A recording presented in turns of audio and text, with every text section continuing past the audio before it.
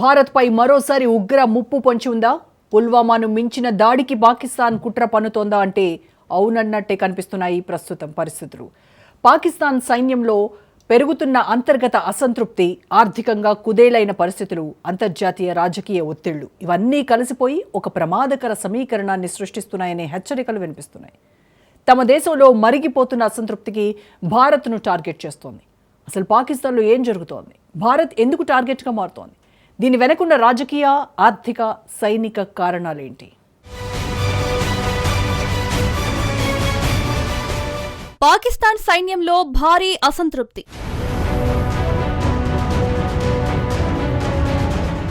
అంతర్గత సమస్యలతో పాక్ సతమతం.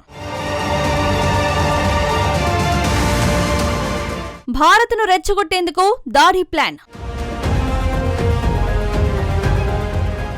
భారత్పై త్వరలో పాకిస్తాన్ దాడి చేయబోతోందా? పుల్వామా తరహా దాడిని మించి దాడి చేయాలని కుట్ర చేస్తోందా? దాడి ఎక్కడ చేయాలో ప్లాన్ చేస్తోందా అంటే అవునని అంటున్నారు పాకిస్తాన్ సైన్యంలోని పరిణామాలను గమనిస్తున్న విశ్లేషకులు.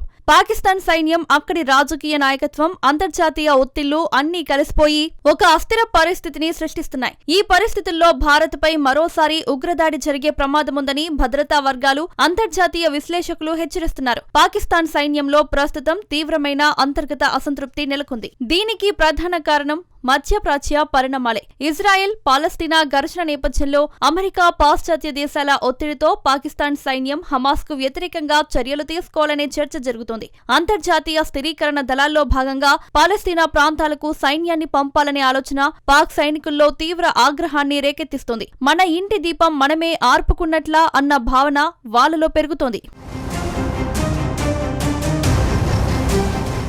పాలస్తీనియన్లకు వ్యతిరేకంగా పనిచేయడం తమ మతపరమైన, సాంస్కృతిక భావనలకు విరుద్ధమని చాలా మంది సైనికులు భావిస్తున్నారు. సైన్యంలో ప్రతి నెల జరిగే అంతర్గత నివేదికలు, ఉన్నతాధికారులతో జరిగే సమావేశాల్లో ఈ అసంతృప్తి స్పష్టంగా బయటపడుతోంది. సైనికుల్లో పెరుగుతున్న ఈ ఆగ్రహం పాక్ నాయకత్వానికి పెద్ద తలనొప్పిగా మారింది. ఇలాంటి పరిస్థితుల్లో ఇంట్లో గొడవ ఉంటే బయట శత్రువును చూపిస్తారు అన్నట్లు పాకిస్తాన్ నాయకత్వం దృష్టిని భారత్ వైపు మళ్లించే ప్రయత్నం చేస్తోందని విశ్లేషకులు అంటున్నారు. భారత్పై దాడి చేస్తే సైన్యంలో ఉన్న అసంతృప్తిని కొంతవరకు అదుపులో పెట్టవచ్చన్న భావన వాళ్లలో ఉంది. ఇదే ఆలోచనతో పుల్వామా తరహా దాడిని మించే స్థాయి ఉగ్ర చర్యలకు కుట్రలు జరుగుతున్నాయనే అనుమానాలు వ్యక్తమవుతున్నాయి.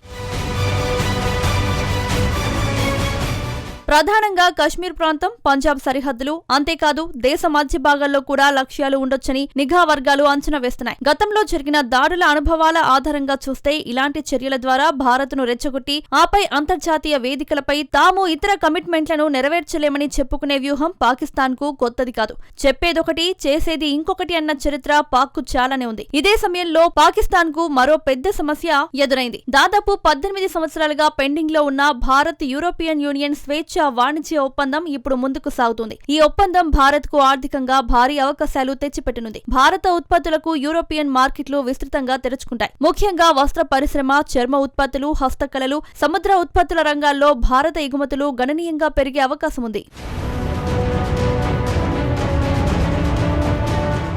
ఈ ఒప్పందం వల్ల చిన్న పరిశ్రమలు, రైతులు కూడా అంతర్జాతీయ మార్కెట్లను చేరుకునే అవకాశాలు వస్తాయి. మరోవైపు యూరోప్ నుంచి వచ్చే వాహనాలు, ఔషధాలు, ఇతర ఉత్పత్తులు భారత్లో మరింత చౌకగా అందుబాటులోకి వస్తాయి. ఇది భారత ఆర్థిక వ్యవస్థకు దీర్ఘకాలంలో మేలు చేసే అంశంగా విశ్లేషకులు చెబుతున్నారు. ఒక్క దెబ్బకు రెండు పిట్టలు అన్నట్లు వ్యాపారంతో పాటు భద్రతా సహకారం కూడా బలపడనుంది. కానీ ఇదే ఒప్పందం పాకిస్తాన్ ను తీవ్ర ఆందోళనకు గురి చేస్తుంది. ఇప్పటి వరకు యూరోపియన్ యూనియన్ ఇచ్చిన ప్రత్యేక వాణిజ్య రాయితీలతో పాకిస్తాన్ టెక్స్టైల్స్ ఎగుమతులు భారీగా పెరిగాయి. ఆ రాయితీలు ముగిసే దశకు రావడం, అదే సమయంలో భారత్ కు పెద్ద స్థాయి వాణిజ్య ఒప్పందం కుదరడం పాక్ ఆర్థిక వ్యవస్థకు గట్టి దెబ్బగా మారనుంది. పక్కింటి పసిడి చూసి కడుపు మంట అన్నట్టుగా భారత్ ఎదుగుదల పాకిస్తాన్ లో అసహనాన్ని పెంచుతోంది.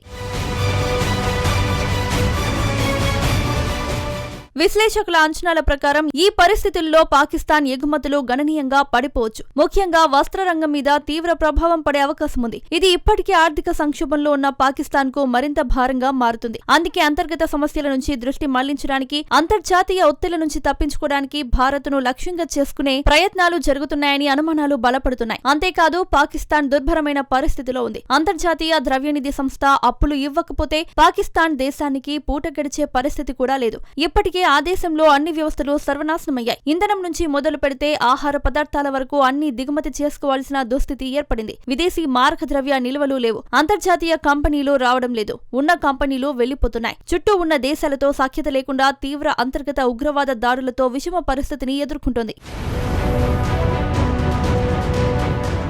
అమెరికా, యూరోపియన్ యూనియన్, తుర్కీ, అజర్బైజాన్ వంటి దేశాలతో సంబంధాలు ఉన్నప్పటికీ పాకిస్తాన్ తన పొరుగు దేశాలతో సత్సంబంధాలు ఏర్పరచుకోలేకపోతుంది. తజకిస్తాన్, ఆఫ్ఘనిస్తాన్, ఇరాన్ వంటి పొరుగు దేశాలతో పాకిస్తాన్ కు సత్సంబంధాలు లేవు. ముఖ్యంగా ఇరాన్ పాక్ భూభాగం అమెరికా దాడులకు ఉపయోగించబడి ఉన్నట్లు భావిస్తూ సహకారం నివారిస్తుంది. అయితే భారత్ తో పాకిస్తాన్ మధ్య వైరం ఇంకా కొనసాగుతోంది. ప్రత్యేకంగా ఆపరేషన్ సింధూర్ తర్వాత ఇరు దేశాల మధ్య తీవ్ర మనోభావాలు ఏర్పడ్డాయి. ఉగ్రవాదాన్ని అధ్యయనం చేసే సంస్థలు వెలువరించిన డేటాను ఐఎస్పీఆర్ నివేదిక విడుదల చేసింది. ఇది ఆర్మీ, నేవీ, ఎయిర్ ఫోర్స్, ఐఎస్ఐల పనితీరు అధ్యయనం చేస్తుంది. బలూచిస్తాన్ ప్రాంతం పాకిస్తాన్ అధికారంలో 5% మాత్రమే ఉండడంతో మిగతా ప్రాంతాలు వేరుగా పోరాటం కొనసాగిస్తున్నాయి. సిన్నీ, పంజాబ్, ఆజాద్ కాశ్మీర్లోనూ దాడులు జరుగుతూ దేశం రెండింటి కంటే ఎక్కువ ఆపరేషన్లు నిర్వహించాలని ప్రేరేపిస్తోంది. పాకిస్తాన్ భద్రతాపరమైన ఈ పరిస్థితి నిరంతరం ఆంతరంగిక తిరుగుబాట్లు, ప్రభుత్వ వ్యవస్థ భ్రమణానికి దారితీస్తుంది. ఇలా పాకిస్తాన్ తన అంతర్గత సమస్యలతో నలిగిపోతోంది.